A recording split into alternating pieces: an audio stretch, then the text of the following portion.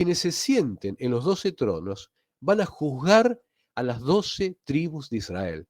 O sea, esos 12 tronos, más sumado él, el número 13, tiene el sentido de juzgar. Es una corte, es un jurado, le podemos llamar de diferentes maneras, es una corte, es un Sanedrín. No sé si habían observado esto, pero es muy interesante que se tome en cuenta que cuando Yeshua dice que los apóstoles se sentarían a juzgar a las 12 tribus de Israel, lo que está diciendo es que cuando Él haya resucitado, cuando se haya instaurado su reino, cuando haya comenzado el reino milenial, la función de juzgar, que antes se encontraba en manos de un Sanedrín elegido por humanos, se va a encontrar en un Sanedrín que Él va a conformar con sus discípulos. Literalmente, la palabra Sanedrín es igual en el hebreo y arameo, ¿sí? Sanedrín. En griego, Sinedrion, significa sentarse juntos. Por eso él le dice que os sentaréis sobre 12 tronos para juzgar a las 12 tribus de Israel.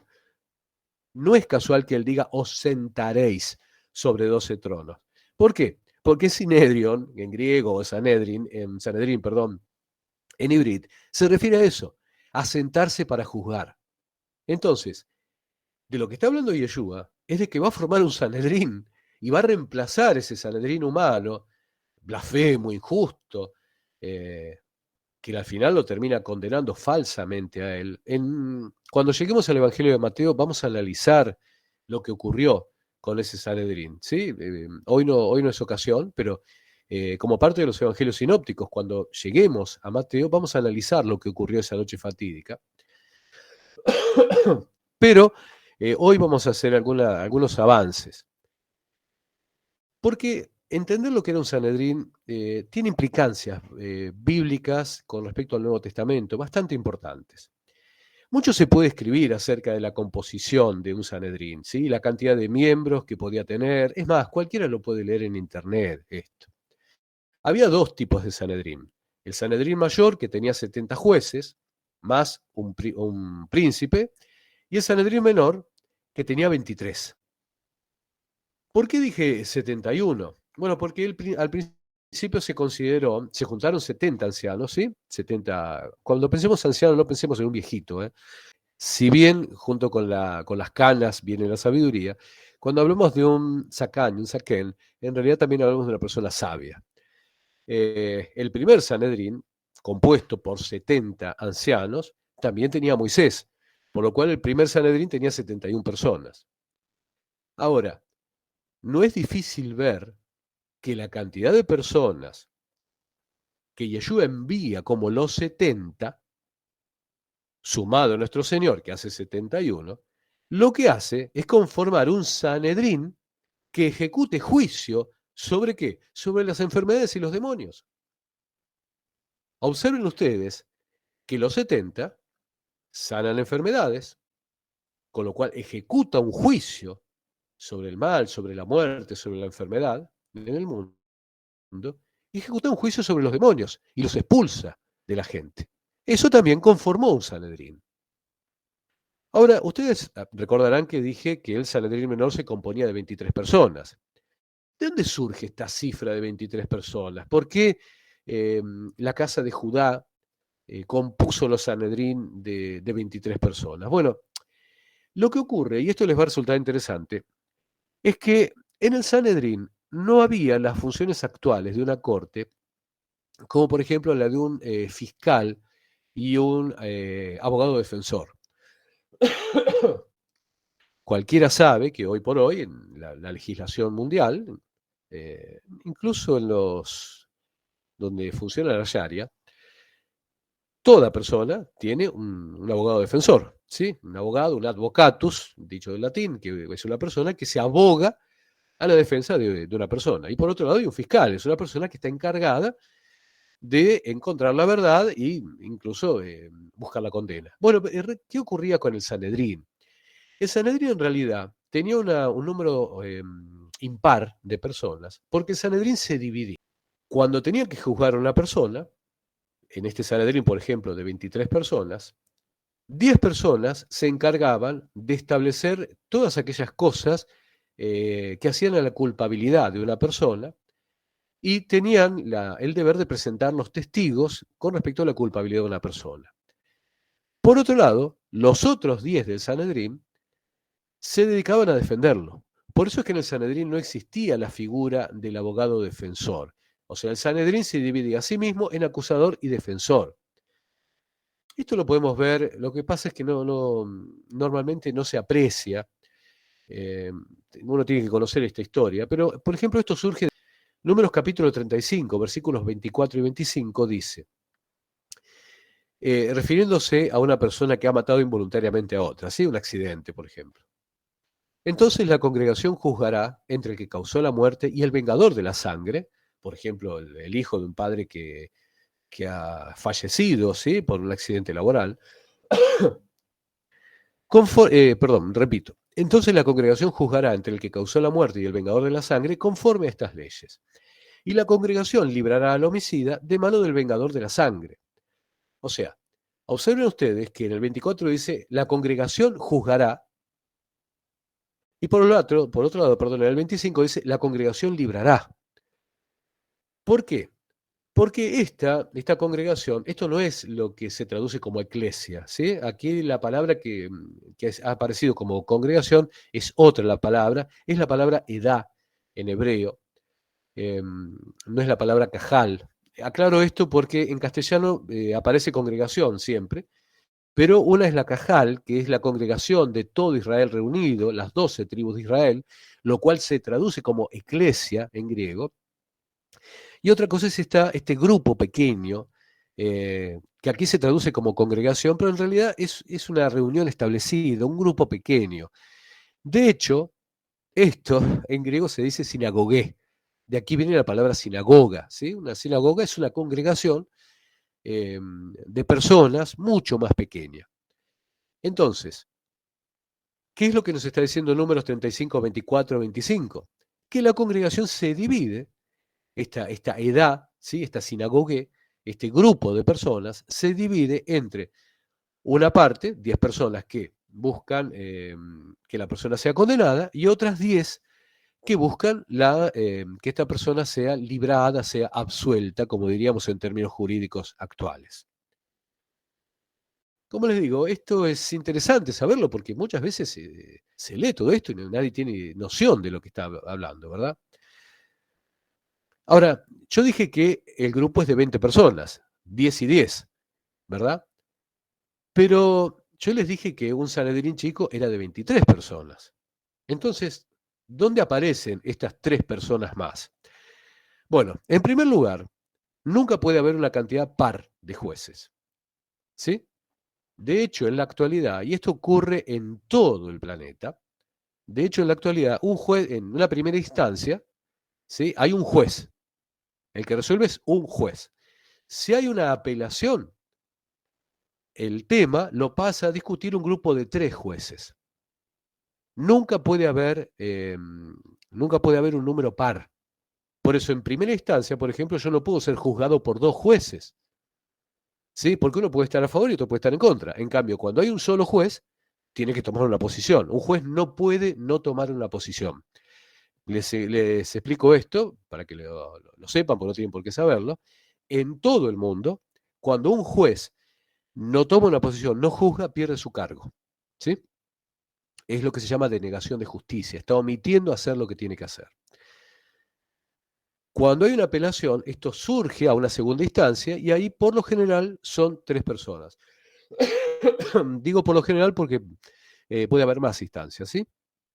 Pero ahí son 3 personas. Y si esto sube a una corte, por ejemplo, en México es la Suprema Corte, en Uruguay sí, la Suprema Corte, en Argentina es la Corte Suprema, la Supreme Court en Estados Unidos. Bueno, en general se le llama las Cortes Supremas. Las Cortes Supremas, o sea, es el tribunal máximo en una nación, siempre es de miembros impares. Nunca pueden ser pares. Siempre tienen que ser, por ejemplo, 5, 7, bueno, o locuras, como ha habido en algunos países, más de 7 personas, pero la forma más correcta es de 5 personas. ¿Verdad? ¿Para qué? Para que haya una decisión. Entonces, ¿por qué yo decía que hay 23? porque 10 se transforman en fiscales, 10 se transforman en abogados defensores, hay 2 personas más, ¿sí? Y finalmente está el Anasí, que es el príncipe de del Sanedrín, perdón. ¿Y por qué dije esto? Porque en el centro del Sanedrín se colocaba el príncipe del Sanedrín, el Nasi, ¿sí? N-A-S-I, se traduce, no Nazi, no con Z.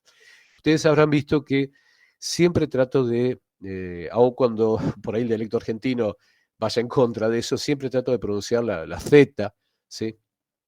Para que se diferencien las cosas.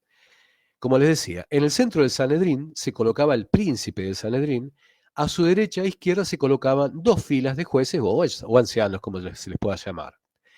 A la derecha del príncipe del Sanedrín se colocaba uno de estos jueces que era llamado el Ab, o padre del Sanedrín. Ab significa padre, ¿sí? En Ibrit. De ahí viene Abba padre, por ejemplo, ¿sí? Que se dice. A la derecha, como les digo, se colocaba el Ab, o llamado padre del Sanedrín, y a la izquierda el Jajam, el sabio del Sanedrín. Esta es precisamente las 2 posiciones que quieren Jacobo y Juan. Y estos, ¿por qué era importante también esto? Porque en ausencia del jefe, del nazi, con ese, repito, nazi, diría como argentino nazi, ¿sí? Con s, no nazi, no como el nacionalsocialista malvado. Estos 2 puestos se encargaban de diferentes tareas en ausencia del jefe, ¿sí? Bueno, como les decía, este Sanedrín era el tribunal máximo, la Corte Suprema, la Suprema Corte, el Tribunal Máximo de Justicia, ¿sí? En Israel. Ahora, el Sanedrín podía discutir asuntos que implicaban la pena de muerte, como por ejemplo la idolatría o la blasfemia. Pero si ustedes que han leído las Escrituras recuerdan un poco, verán que ellos no pudieron condenar a Yeshua. Si ellos tenían el poder de decidir la muerte de una persona, ¿por qué no pudieron condenar a Yeshua? Y voy a aclarar algo. El Sanedrín, con la dirección, como Anasí de Anás, condena a muerte a, al gran apóstol Jacob Sadik, Santiago el Justo, el más grande de los apóstoles, ¿sí? Santiago el Justo. El Sanedrín lo condena a muerte y es asesinado. Santiago el Justo es el escritor de la Carta de Santiago y es el medio hermano del Señor. Cuando ocurre esto, se produce un levantamiento en Jerusalén y por la injusticia cometida, los que se levantan apelan directamente al gobernador romano. En otro momento vamos a hablar de esa situación. Pero el Sanedrín, en tiempos de gobierno romano, no tenía autoridad para matar. Ahora, ¿por qué no podía hacerlo? ¿Por qué? Porque carecían de un derecho. Los romanos eran gente con una legislación tremenda, profunda. De hecho, quien se acerca a estudiar derecho en Occidente, una de las cosas que estudia al principio es precisamente el derecho romano.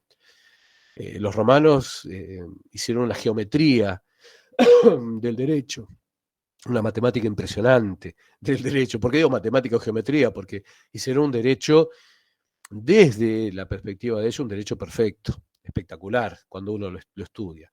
Y una de las cosas que imponían los romanos es que a los pueblos que dominaban le quitaban el ius gladi. Ius gladi es lo que puedo traducirlo como derecho de espada, o sea, el derecho a la condena capital. La última decisión en un territorio dominado por los romanos era de ellos. Con la dominación romana del territorio de Judea a partir del año 6, ¿sí? Después de nuestro Señor, los líderes y las instituciones en Judea estaban sometidas a la administración directa de Roma, por lo cual el Sanedrín perdió muchas de las funciones que tenía. ¿Sí? Bien, una cosita más les quiero contar de todo esto. Les voy a mostrar, perdón, les voy a mostrar para que vean un poquito de lo que estoy hablando. Denme un segundo. Tengo una imagen interesante Es una imagen del siglo XIX. Esto no significa que haya sido así, pero es para que se tenga una idea. No significa que fuera exactamente así, porque de hecho, si ustedes se fijan, esto tiene tintes moriscos, ¿sí? Moros, ¿verdad? Pero es interesante porque está así la composición de la cantidad de personas. Y de hecho, si ustedes se fijan, aquí arriba hay unos números que nos van hasta 71, 72, ¿sí? La cantidad de lo que sería un Sanedrín. Esta imagen, como les digo, uno la puede encontrar en internet, es una imagen del siglo XIX, un dibujo hecho como ilustración. Pero acá tendríamos el Anasí, el príncipe, a la derecha tenemos el Ab, y acá a la izquierda tenemos el Jajam. Estas dos personas que aparecen acá son dos escribas, uno de ellos encargado de tomar los testimonios que se han dado y lo que se ha dicho como acusadores, y otro que es encargado de, de anotar los testimonios y lo que se ha dicho de los defensores. ¿Por qué? Porque se hacía todo el juicio, ¿verdad? Y al otro día se hacía el juicio, se hacía una primera votación, pero el veredicto se daba recién al día siguiente. ¿Por qué? Porque se buscaba que se diera una posibilidad de absolución, o sea, que los defensores, por ejemplo, lograsen convencer a los que estaban a favor, por ejemplo, de una pena capital. Entonces se daba tiempo para que lo convencieran. De hecho, les cuento una cosa, espero no ser pesado con todas estas cosas que les estoy contando, pero hay algo interesante, y es que si el voto era unánime, si todos estaban, si por ejemplo no había cambiado ningún voto, la persona era liberada. Repito, si todos estaban de acuerdo en que debía morir, la persona era liberada, porque significaba que no se había debatido, que no se había discutido ni que se había tratado de, de lograr la libertad de la persona.